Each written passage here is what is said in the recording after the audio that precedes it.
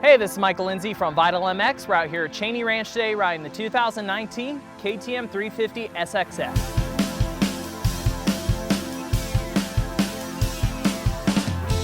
So I gotta admit, every year that we do the 350 SXF intro is one of the only times I ever ride the bike. So to me, it's a really big standout year to year how much of a change they make, because it's just kind of a shock to me every time I get on the bike.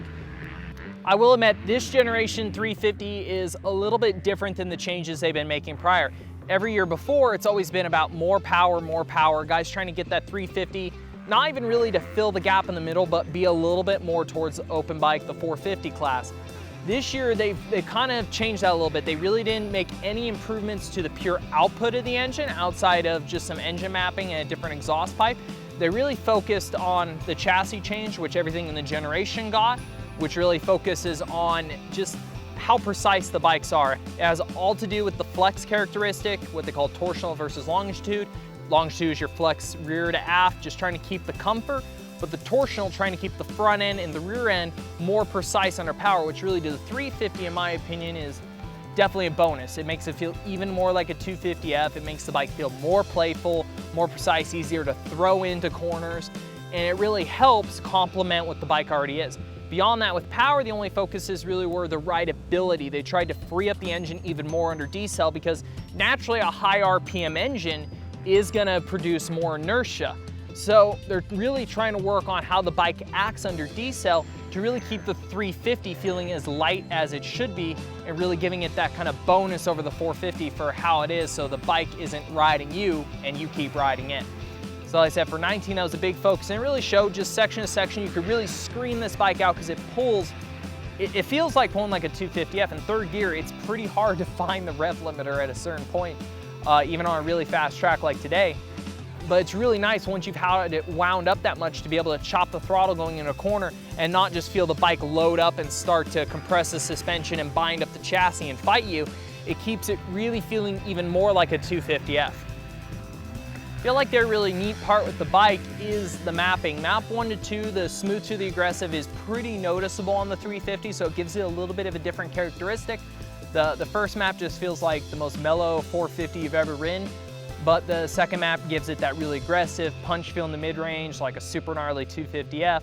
And then traction control really stands out on this bike, especially if you're in really loose corner conditions like we were today.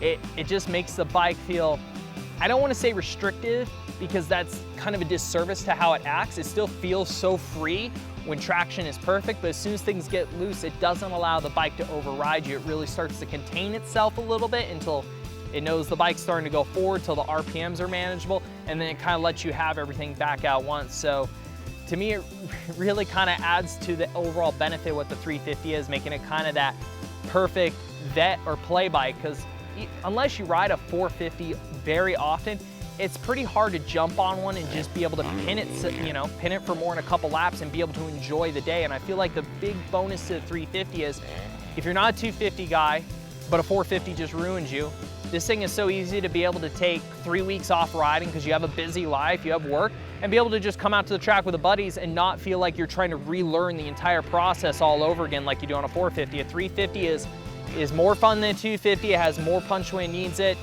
but it doesn't have the consequence of a 450 and kind of that constant need to be on the bike to even manage it.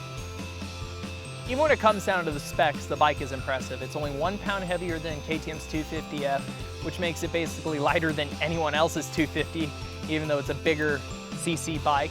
It's got electric start, the hydro, it has all the map and electronics controls, air forks adjustable. There's just a lot about this bike that makes it a really fun play machine. And I gotta be honest, between the chassis changes, the body work that makes it so much easier to move around, it just really adds to the bike being so playful.